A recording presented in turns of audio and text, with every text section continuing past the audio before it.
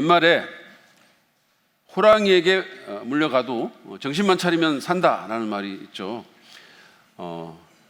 정신 차리기가 힘들어서 그렇지 정신을 차리면 산다라는 거죠. 우리가 이 말을 제가 오늘 말씀에 대입을 합니다. 풍랑이 몰려와도 정신만 차리고 또 오늘 예수님께서 우리에게 말씀하시는 그 교훈을 기억만 하면 삽니다. 인생의 풍랑이라는 것은 사실은 모든 사람에게 닥칩니다. 누구도 그 예외가 없습니다. 지금 여러분들이 뭐 풍랑 가운데 있는 분들도 있을 것이고 혹시 그렇지 않다 하더라도 언제 또 다른 시기에 그 풍랑은 반드시 여러분에게 올 것입니다. 물론 크기와 종류는 다양하겠지만 그 풍랑에서 면제된 사람은 아무도 없습니다. 그러므로 우리는 오늘 주님께서 우리에게 주시는 이 말씀에 귀를 기울이고 이 말씀의 원리들을 잘 기억할 필요가 있습니다. 오늘 말씀의 본문은 마가복음 4장 35절부터 41절 말씀인데 이것은 제자들이 갈릴리 바다에서 풍랑을 만나 고생하는 얘기입니다. 이 얘기를 통해서 인생의 풍랑을 만날 때 우리가 기억해야 할 것이 무엇인지를 배우기를 바랍니다. 먼저 본문의 내용을 잠깐 살펴보도록 하죠. 오늘 본문은 그날 저녁이 되었을 때에 라는 말로 시작을 합니다. 그날 저녁이 되었을 때. 이 날은 어떤 날이냐? 예수님께서 종일 바닷가에서 사람들을 가르쳐 주셨던 그런 날입니다. 우리가 지난 2주간에 걸쳐서 보았던 그 비유의 가르침, 그 가르침을 주신 그 날이었죠. 그런데 어느덧 저녁이 되었고 예수님은 35절에서 제자들에게 이렇게 말씀하셨어요. 바다 저쪽으로 건너가자. 지금 예수님은 갈릴리 바다의 북서쪽인 가브나움에 계시기 때문에 그 건너편, 저편으로 가자는 말은 남동쪽으로 가자는 얘기인데 그곳은 이방인들이 사는 곳입니다. 그러니까 여러분들이 5장에서 만나게 될 그 지역입니다. 자, 그래서 제자들은 예수님의 말씀을 듣고 배에 오릅니다. 36절의 말씀을 보시죠. 그래서 그들은 무리를 남겨두고 예수를 배에 계신 그대로 모시고 갔는데 다른 배들도 함께 따라갔다. 마가는 예수님을 태운 배가 이렇게 갈 때 다른 배들이 함께 따라갔다라는 말을 덧붙이는데 이거는 굳이 안 해도 될 말이고 오늘 본문을 보면 본문과 전혀 상관없는 그런 얘기죠. 사실은 본문 전개에 어떤 필요가 없는 그런 얘기입니다. 그는 또한 뒤에 보시면 예수님께서 고물에서 베개를 베시고 주무셨다라는 말도 하시죠. 이거는 굉장히 불필요한 세부 사항입니다. 이런 자질구레한 상세함이 있다는 것은 리처드 보컴이라는 사람의 말대로 이 얘기가 목격자의 진술이라는 사실을 증명해 주는 겁니다. 목격자는 사실은 자기가 본 걸 그냥 말하죠. 이게 그냥 중요한 상황인지 아닌지는 필요 없고 어쨌든 중요한 자기가 본 것을 얘기를 합니다. 아무튼 예수님은 제자들과 함께 한 배에 올랐죠. 1986년에 고고학자들이 이스라엘에서 길이가 8.2m 정도가 되고 상당히 길죠.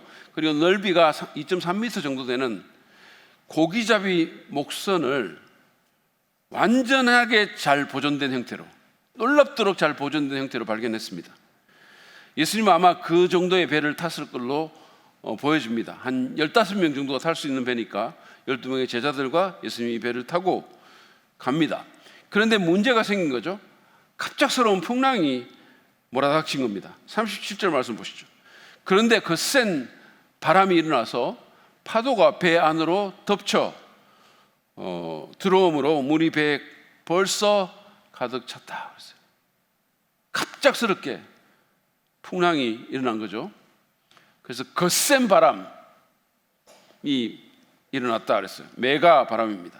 근데 사실은 이런 급작스러운 풍랑은 갈릴리에서는 드문 일이 아니었습니다. 왜냐하면 갈릴리 바다가 해저 210m예요.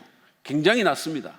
그러니까 주위에 이렇게 그 산들이 있어가지고 산에서 차가운 공기들이 내려오면서 해수의 그 뜨거운 온도하고 부딪히면서 갑작스러운 풍랑이 자주 일어났는데 제자들은 아마도 이런 것들을 여러 번 경험했을 겁니다. 그들은 또 전문적인 어부였으니까요. 근데 이번은 좀 달랐어요. 특별했어요. 너무 컸습니다. 너무 컸어요. 같은 얘기를 하는 마태복음 8장 24절은 이렇게 말씀합니다.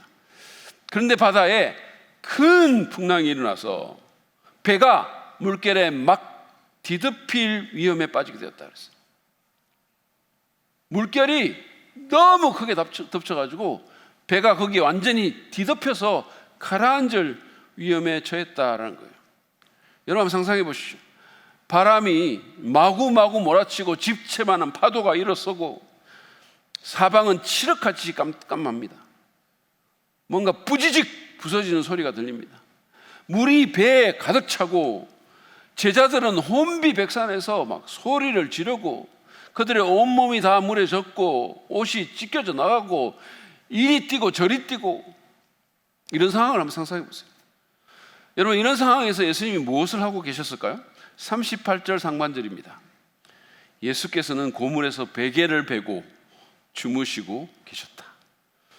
여러분 믿을 수 있겠습니까? 아니 무슨 아프리카 수변파리에 몰린 것도 아니고 이런 상황에서 어떻게 주무실 수 있으시죠? 그것도 베개까지 베고 주무셨다 그랬어요. 본격적으로. 어떤 사람은 예수님이 일부러 주무시는 채 하는 거 아닌가 이런 얘기도 합니다. 저는 그런 생각을 좀 해요. 그러니까 저도 많이 해봐서 좀 이게 이해가 가는 거예요. 그러니까 우리 아이들 어릴 때 이게 밤에 애가 막 일어나서 울잖아요. 그럼 그 소리를 들었지만 자는 참입니다. 그러면 이제 우리 집사람이 일어나죠. 그러고는 이제 아이를 안고 뭐 어떻게 하면 그제서 이제 움틀거리면서 일어났어? 수고해. 뭐 이런 거죠.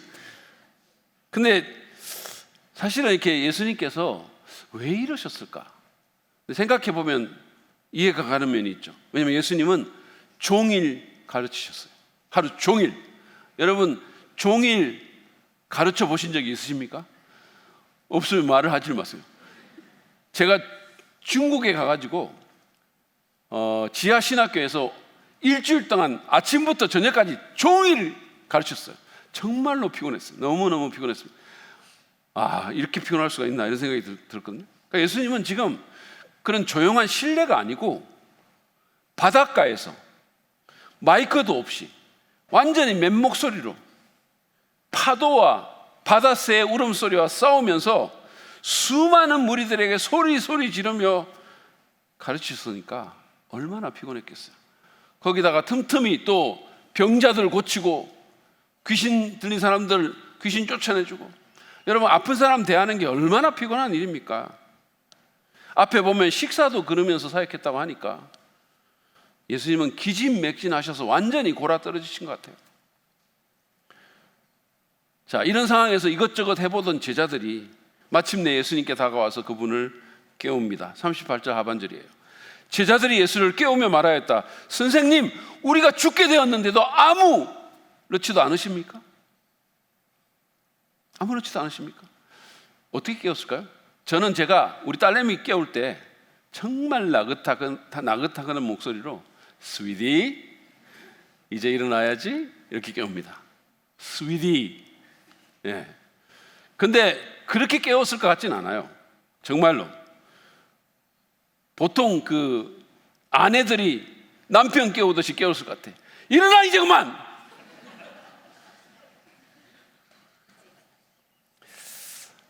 마구 소리를 지르고 예수님을 흔들었겠죠.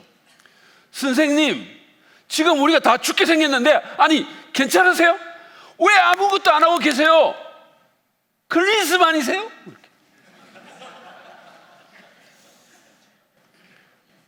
예수님이 이 소리를 듣고 기지개를 켜고 일어나십니다. 그 후의 일을 39절에 이렇게 기록합니다. 예수께서 일어나 바람을 꾸짖으시고 바다들어 고요하고 잠잠하여라 하고 말씀하시니 바람이 그치고 아주 고요해졌다. 예수께서 바람에게 마라고 말씀하시고 바다에게 쉿 조용 이라고 하시니 순식간에 바다가 완전히 고요해졌습니다. 단 한 번도 그들이 본 적이 없는 그 고요가 갈릴리 바다에 들어왔습니다. 마가는 아까 우리가 읽었던 37절에서 거센 바람이라고 할 때 메갈레 아네무라는 헬라어 단어를 썼거든요. 근데 이 메갈레라는 말이 메갈로스 또는 메가스, 그러니까 거대한이라는 헬라어입니다. 여기서 메가톤이라는 영어 단어가 나온 거예요. 그러니까 메갈레 정말 메가톤급의 그 강풍이 불어왔는데 예수님께서 그 강풍에게 또 그 풍랑에게 명령하시고, 그러니까 마가가 39절에서 바다가 아주 조용해졌다 그랬거든요. 근데 거기도 같은 단어를 썼어요. 메갈레 고요해진 겁니다. 메갈레. 그러니까 완전히 거대한 강풍이, 상상할 수 없는 강풍이 예수님의 명령에 상상할 수 없을 만큼 메갈레 고요해진 거예요. 사람들의 질병과 악한 영을 다스리던 예수님은 자연까지 다스리십니다. 이게 마가복음에서 처음 나오는 자연 통치 사건이에요. 자, 자연을 이렇게 꾸짖으신 예수님께서 이제 고개를 돌려서 제자들을 꾸짖습니다. 30절을 보시죠. 예수께서 그들에게 말씀하셨다. 왜들 무서워하느냐? 아직도 믿음이 없느냐?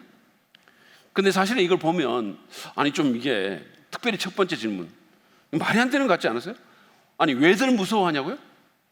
아니 지금 메가톤급의 미친 바람이 불고 집집하는 파도가 일어서고 배가 시커먼 바다 밑으로 지금 들어가는데 왜들 무서워하냐고요?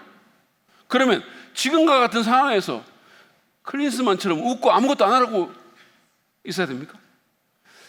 예수님의 공감 능력이 너무 떨어지는 거예요.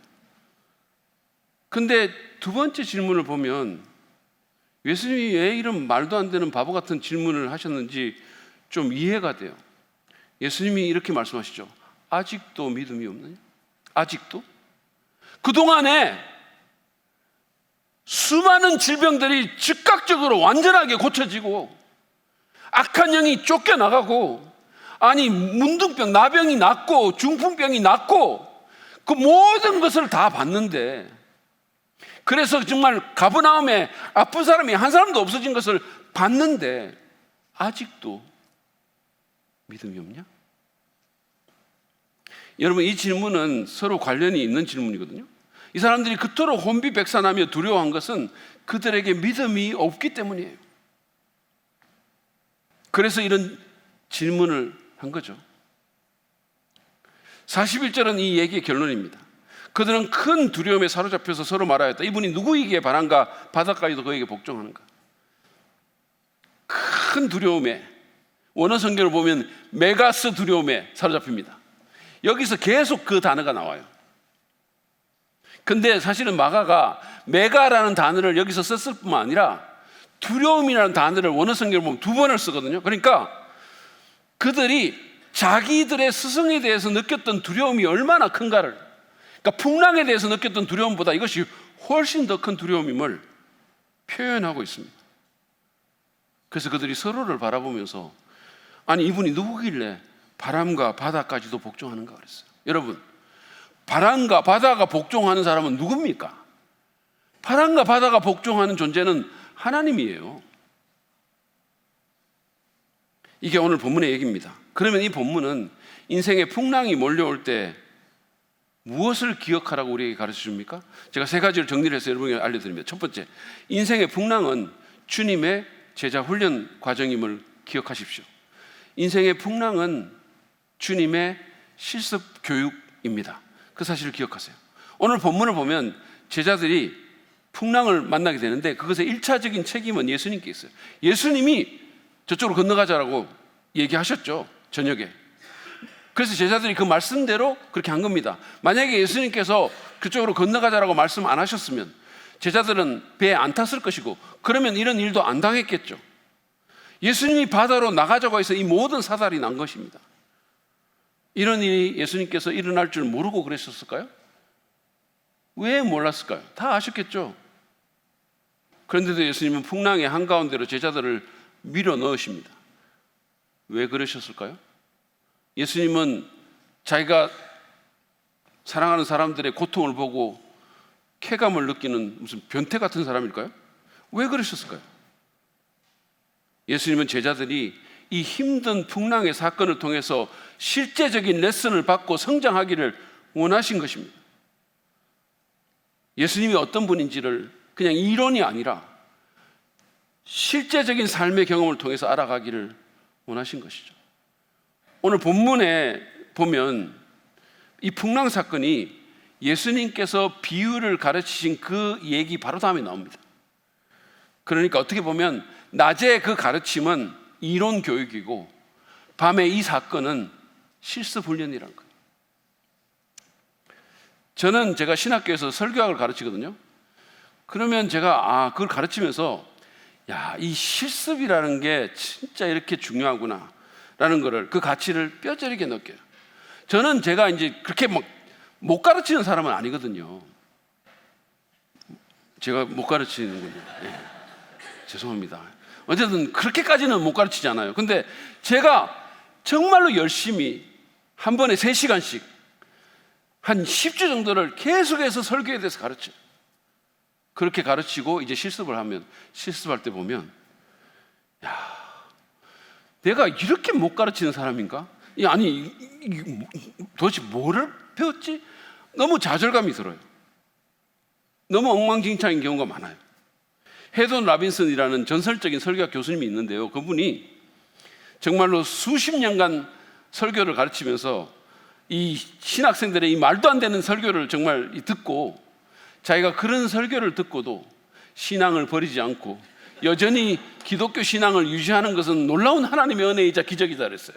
그리고 그것이 오히려 어떻게 보면 하나님의 말씀, 이게 성경이 하나님의 말씀임을 반증하는 게 아닌가? 그렇게 정말 엉망으로 설교를 해도 이게 하나님 말씀이니까 그래도 자기가 신앙 안 버린다고, 이런 얘기를 한 적이 있는데 공감이 돼요. 포인트가 뭡니까? 여러분, 이론만으로 부족하다는 거예요. 이론만. 우리가 여기서 설교 듣는 거 좋은 일이고 뭐 어떤 교육 받는 거 이론적으로 좋은 일인데 그것만으로는 안 된다는 겁니다.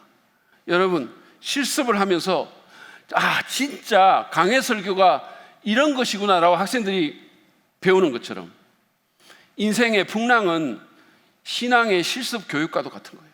그것이 주님의 제자 훈련 과정입니다.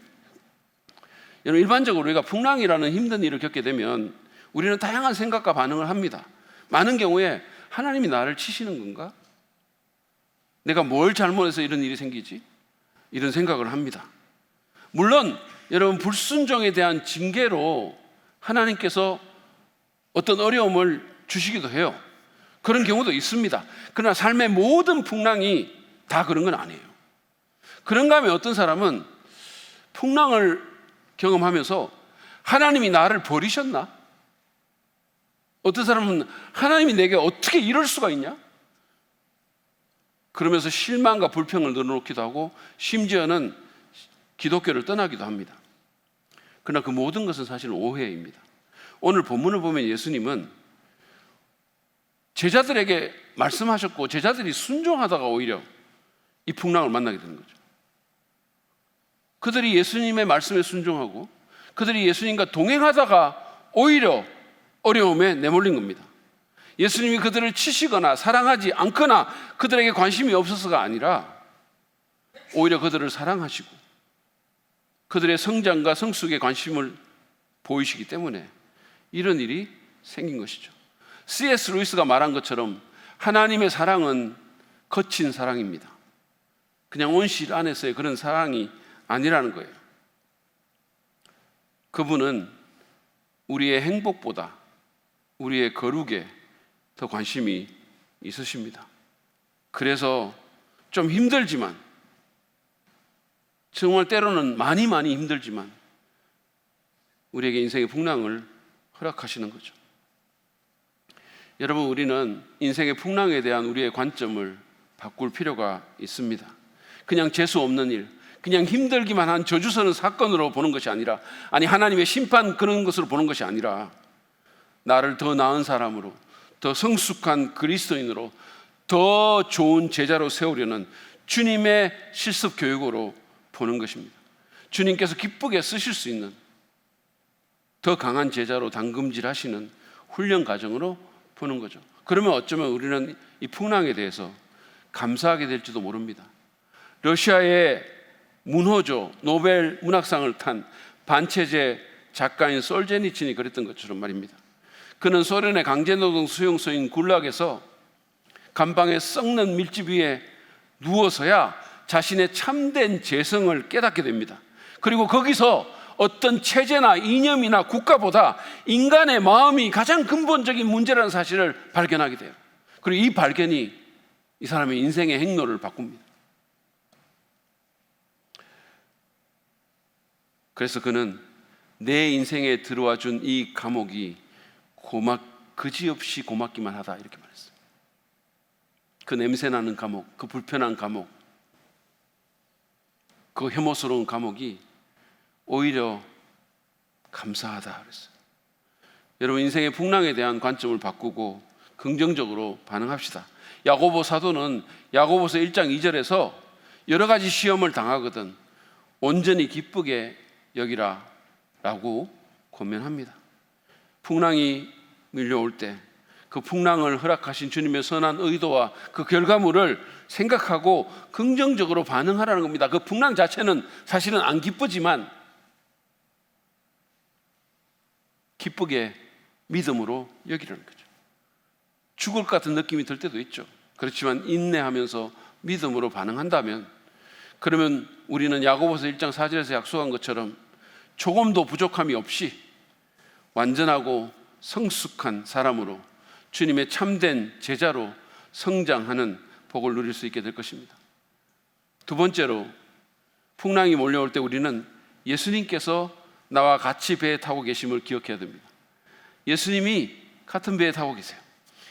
여러분, 풍랑이 몰려왔을 때 제자들은 가장 중요한 이 사실을 모르거나 또는 잊고 있었습니다. 그 배에 예수님이 타고 계시는데 온갖 종류의 질병을 다 고치시고 심지어 나병 환자도 깨끗하게 하시고 모든 악한 영들을 쫓아내신 그분이 자기들과 한 배에 타고 있다는 사실을 망각했던 거예요. 그래서 그들은 이 풍랑의 문제를 자기들 기술로, 자기들의 지식으로, 자기들의 경험으로 해결하기 위해서 온갖 난리를 치면서 헛된 노력을 하는 동시에 무서워하고 불안해하고 패닉과 절망감에 빠졌던 것입니다. 여러분, 풍랑이 몰려올 때 예수님이 우리와 한 배에 타고 있다는 사실을 기억합시다. 이번 신년 부흥에 오셨던 성도님들은 강사 목사님이 이 포인트로 열변을 토했던 사실을 기억할 것입니다. 여러분, 기억하십니까? 제가 여러분 이런 걸 보면, 아니 왜 내가 매주마다 힘들게 설교를 새로 준비하나, 이런 생각이 들어요. 지금 2달 정도 지났거든요. 이번 주에 제가 이제 우리가 이번에 양육반이 2반이라 가지고 화요일, 수요일은 제가 9시 반까지 양육반을 하고, 사실은 이번 주에 목자 세미나도 준비해야 되고 또 주일 설교도 해야 하고 금요 새벽기도도 준비해야 되고 또 3부 예배 때 또 파송식 때 준비해야 되고 너무너무 바빠가지고 제가 9시 전에 퇴근한 적이 있어요. 한 9시 넘어서 어제는 밤 10시에 퇴근했거든요. 근데 아니 왜 그렇게 하냐고, 2달마다 그냥 바꾸면 되는데. 부흥의 두 번째 날에 구주여 강풍이 일어라는 제목으로 마가복음 본문은 아니지만 병행 구절인 마태복음 8장 말씀으로 1시간 넘게 강사님이 설교한 거 여러분 진짜 기억 안 나십니까? 1시간 넘게 설교했어요. 구주여 강풍이 불어, 이거 찬송도 솔로로 부르고, 그리고 주일학교 찬송 뭐 폭풍 만난 배 탔어도 미소해 영차 뭐 이러면서, 기억 안 나세요? 집으로 뭐 이러면서 그랬잖아요. 그래서 제가 사실은 이 포인트에 대해서 길게 말씀 안 드리겠습니다. 우리 인생에 풍랑이 닥쳐올 때, 우리 인생의 배가 마구마구 흔들릴 때, 그 풍랑이 이 배를 완전히 뒤집어 놓을 것 같을 때, 여러분 이것만 기억하세요. 그 배에 예수님이 같이 타고 계십니다. 절대로 죽을 수 없는, 죽음도 죽이신 그 예수님이 여기에 같이 타고 계십니다. 이번에 제가 설교를 준비하면서 이 찬송을 이제 찾아봤거든요. 찬송을 찾아보면서 이 찬송 가사를 보면서 너무 큰 은혜를 받았어요. 후렴 부분에서 특별히. 그래서 제가 혼자 찬송 부르면서 그냥 울면서 그냥 혼자서 부흥회를 했어요. 그냥 정말 너무 막 가슴이 차오르는 거죠. 1절 가사를 제가 한번 읽어 드릴 테니까 한번 들어보세요. 구주여 강풍이 불어 큰 물결이 일어나 온 하늘이 어둠에 쌓여 피할 곳을 모르니 우리가 죽게 된 것을 안 돌아봅니까? 깊은 바다에 빠지게 된 때 주무시려 합니까? 큰 바람과 물결아 잔잔해 잔잔해.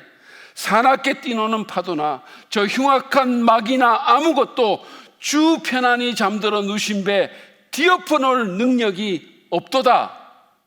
주 예수 풍파를 꾸짖어 잔잔해 잔잔해. 주 예수 풍파를 꾸짖어 잔잔하라. 제가 노래만 좀 잘하면 이거 진짜 불러드리고 싶어요. 아무리 사납게 뛰노는 파도나 저 흉악한 막이나 그 어떤 것도 주 편안히 잠들어 누신 배 뒤엎어 놓을 능력이 없습니다. 없어요. 그러므로 여러분 안심하십시오. 너무 두려워하지 마십시오. 그 배 안 뒤집힙니다. 절대로 안 뒤집혀요. 우리가 할 일은 예수님이 그 배에 같이 타고 계시다는 사실을 깨닫고 기억하고 그분이 어떤 분인가를 다시 한번 생각하고 그분을 깨우는 거예요. 그분을 깨우는 거예요. 기도하는 거예요. 제자들처럼 막 다른 거 다 해보다가 나중에 그냥 혼비백산해가지고 막 그러는 게 아니라 처음부터 그냥 깨우는 거예요. 아무것도 염려하지 말고 오직 모든 일에 기도와 간구로 감사함으로 너희 구할 것을 아뢰라 그랬어요. 처음부터 기도하는 겁니다. 주님, 풍랑이 몰려옵니다. 깨소서, 도우소서. 우리 부흥회 때 공민성 목사님이 멋진 말을 했어요. 우리는 기도 이상을 못 산다고. 우리는 기도 이상을 못 산다고. 우리는 믿음 이상을 못 산다고. 우리는 우리가 받은 은혜 이상을 못 산다고. 여러분, 그리스도인은 자기 힘으로 사는 거 아닙니다. 우리가 이 풍랑, 내가 아무리 대단한 사람이라도 이거 어떻게 할 수가 없어요. 주님이 우리와 한 배에 타셔서 우리를 도우십니다. 그 사실을 기억하고 풍랑 중에서도 나와 함께 계시는 그 예수님께 믿음으로 나아갑시다. 그분을 깨웁시다. 그러면 그분이 일하실 겁니다. 마지막으로 풍랑이 몰려올 때 우리는 예수님을 두려워하면 풍랑의 두려움에서 해방될 수 있다는 사실을 기억해야 됩니다. 우리가 예수님을 정말 두려워하면 우리는 풍랑의 두려움에서 해방될 수 있어요. 오늘 본문을 보면요, 제자들은 처음에 풍랑을 엄청 두려워했어요. 그러다가 그 두려움의 대상이 바뀌면서 예수님을 더 두려워합니다. 그것도 풍랑에 대한 두려움보다 훨씬 더 큰 메갈레 두려움을 예수님께 느끼는 거죠. 물론 그 두려움은 그냥 두려움이 아니고 건강한 두려움, 믿음을 동반한 두려움입니다. 이것은 아까 제가 말씀드렸던 예수님의 그 실습 훈련이 만들어낸 결과물이기도 했죠. 그들은 이 풍랑 가운데서 예수님이 얼마나 놀라운 분인지를 생생하게 알게 됐어요. 뭐 이런 분이 다 있나 라는 것을 알게 된 거죠. 그들은 예수님에게서 지극히 경외할 만한 하나님의 능력을 보게 된 것입니다. 그들은 이 놀라운 예수님 때문에 풍랑에 대한 자기들의 그 두려움을 잊어버렸을 거예요. 잠시 동안, 적어도 그 순간만큼이라도 그들은 예수님에 대한 그들의 존경과 경애와 신뢰가 너무 커서 그것이 그들의 다른 모든 두려움들을 압도해 버렸던 거예요. 여러분, 풍랑이 몰려올 때 우리는 그 풍랑에 너무 집중하는 경향이 있어요. 그래서 그 풍랑에 압도당해서 불안과 두려움으로 어쩔 줄을 모릅니다. 그런데 그때 그 두려움의 문제를 해결하는 유일한 방법은 두려움의 대상을 바꾸는 것이라는 사실을 기억하시기 바랍니다. 우리가 예수님을 두려워하면 할수록 풍랑은 두려워하지 않을 수가 있다는 사실이에요. 여러분 한번 생각해 보십시오. 우리가 만약에 하나님 앞에 혼자 서 있다면 다른 게 우리 눈에 들어올까요? 다른 게 뭐가 무서울까요? 여러분은 예수님을 어떻게 보십니까? 여러분은 예수님을 정말 두려워하세요? 얼마나 두려워하십니까? 건강한 의미로 얼마나 예수님을 경외하십니까? 여러분에게 예수님은 어떤 분이십니까? 우리가 무슨 짓을 해도 그냥 웃고만 있는 클린스만 같은 분이십니까? 오늘 클린스만 감독에게 대단히 죄송한데 여러분, 아니면 무슨 성화 속에 나오는 인자한 양을 안고 계신 그냥 그런 분에 불과합니까? 우리는 예수님을 너무 모르는 것 같아요. 제가 얼마 전에 이제 주일 점심 식사 때 식당에서 이렇게 국수를 먹으려고 줄을 서서 있었어요. 저희 교회는 담임 목사라도 세가족반이 없으면 줄 서야 됩니다.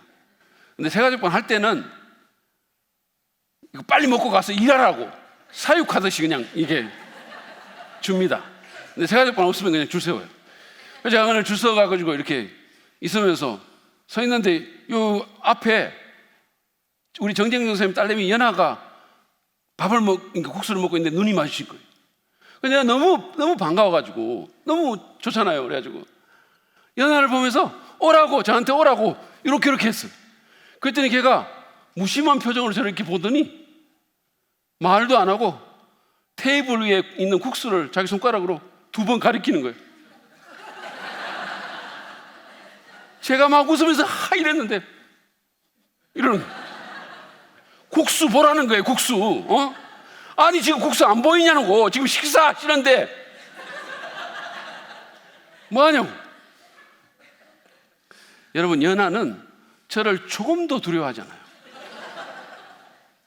그 아이는 제가 우리 교회에서 어떤 위상에 있는지를 모릅니다. 아니 자기 아빠한테 제가 어떤 존재인지를 전혀 몰라요. 관심 자체가 없죠. 여러분, 우리는 예수님을 알아야 돼요. 그분이 얼마나 어마무시한 분인지를 배워야 합니다. 여러분, 기억하십시오. 예수님은요, 하나님이세요. 그냥 사람이 아닙니다. 예수님은 하나님이세요. 정말로 가공할 만한 존재입니다.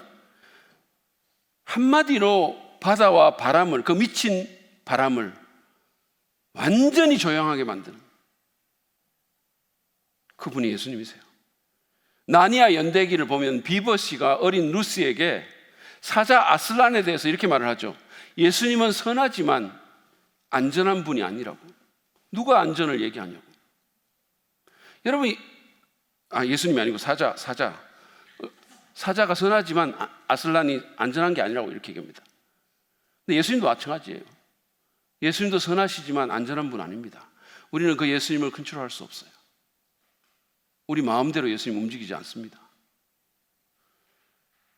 계시록 1장에서 보면요, 요한은 이 예수님을 보고 부활하시고 승천하셔서 영광스럽게 된 예수님을 보고 한때 그분이 사람의 모습으로 이 땅에 오셔서 같이 따라다니고 같이 배웠지만 계시록 1장에서 이 어마무시한 이 가공할 만한 예수님을 보고 엎드려 죽음처럼 됐다고 그랬어요. 우리는 예수님에 대한 경외심을 가져야 됩니다. 예수님이 얼마나 놀라운 분인가를 점점 더 알아가면서 건강한 두려움, 믿음을 동반한 경외심으로 그분을 대해야 돼요. 너무 예수님을 함부로 대하는 것 같아요. 너무. 이찬수 목사님이 오늘날 한국교회가 이 경외심을 잃어버리고 주님을 두려워함이 없다라고 한탄을 했어요. 주님을 조금이라도 두려워한다면 아니 교회가 이 지경에 이르렀겠냐고. 주님을 조금이라도 두려워하면 목사들이 그런 짓을 하고 성가대에서 그런 말도 안 되는 짓들이 일어나고 성도들이 그런 말도 안 되는 짓을 하겠냐고.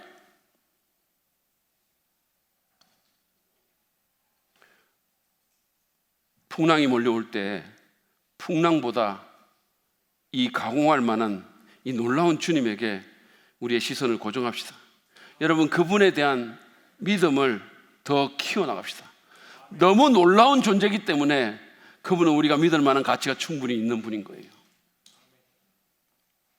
주님이 얼마나 놀라운 분인가를, 얼마나 압도적인 분인가를 알게 해달라고,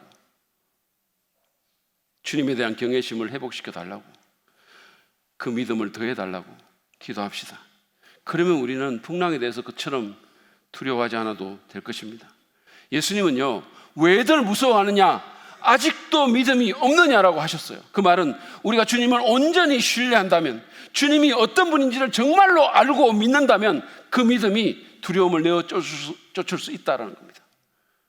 왜냐하면 주님보다 더 압도적인 분은 없고 그분보다 내 인생의 모든 것을 더 컨트롤하시는 분은 없고, 그분보다 더 우리에게 개인적인 관심을 받고 있는 분도 없기 때문입니다. 여러분, 주 예수님에게 압도당하십시오. 그러면 두려움에 압도당하지 않을 것입니다. 주님만을 신뢰하고 섬기십시오. 그러면 풍랑의 두려움에 휘둘리지 않게 될 것입니다. 오늘 우리는 풍랑이 몰려올 때 우리가 기억해야 할 것들에 대해서 말씀을 나눴어요. 그래서 인생의 풍랑이 주님의 훈련 과정이라는 것과 주님이 풍랑 가운데서 우리와 한 배에 타고 계신다는 것, 그리고 예수님을 두려워하면 풍랑의 두려움에서 해방된다는 사실을 우리가 배웠습니다. 기억하시기 바랍니다. 이제 제가 말씀을 마치면서 팀 켈러가 왕의 십자가라는 책에서 소개한 통찰을 잠깐 나누려고 합니다. 켈러는 마가가 오늘 본문의 이야기를 의도적으로 구약에 나오는 요나의 얘기와 거의 똑같은 방식으로 풀어갔다고 했어요. 예수님과 요나는 둘 다 선원들과 같은 배에 있었고, 한 배에 있었고, 두 배는 모두 강풍에 휘말렸고, 둘 다 선원들이 잠자는 사람을 깨워서 죽게 되었다라고 말을 했어요. 그리고 두 경우 다 기적적인 개입으로 바다가 잠잠해졌고, 선원들은 풍랑이 잠잠해진 지에 오히려 더 두려워했어요. 두 경우 다. 그런데 유일한 한 가지 차이점이 있습니다. 요나가 선원들에게 자기가 죽어야 여러분이 안전할 거라고, 그래서 자기를 바다에 던지라고 했고, 그래서 바다가 잠잠해졌는데, 오늘 마가의 이 얘기는 그런 일이 없었다는 거죠. 그런데 켈러는 비록 본문의 이 사건에서 그런 일은 없었지만 마가의 나머지 얘기 전체를 보면 예수님께서 요나처럼 자신을 풍랑에 던지신다라고 말을 합니다. 자신을 요나보다 더 큰 이라고, 다시 말해서 내가 진짜 요나라고 소개하신 그분은 궁극적인 풍랑이요, 죄와 죽음의 파도인 십자가에 자신을 던지셨어요. 우리를 위해서, 우리를 진정으로 죽게 만들 수 있는, 우리를 영원히 죽게 만들 수 있는, 우리의 몸뿐만 아니라 우리의 영혼까지도 멸망시킬 수 있는 그 가공할 풍랑은 예수님이 몸을 던지신 후에야 잠잠해졌어요. 주님, 어찌 저를 돌보지 않으십니까? 라고 말합니까? 궁극의 풍랑, 우리의 몸과 영혼을 다 죽일 수 있는 그 궁극적인 형벌의 풍랑에도 불구하고 우리를 버리지 않으신 분이 이 현재의 시시한 풍랑 속에서 우리를 버리실까요? 그러지 않을 겁니다. 그 무시무시한 풍랑에서 자기 목숨까지 버리면서 우리를 지켜주신 분이 다른 작은 풍랑에서 우리를 지키시지 않을까요?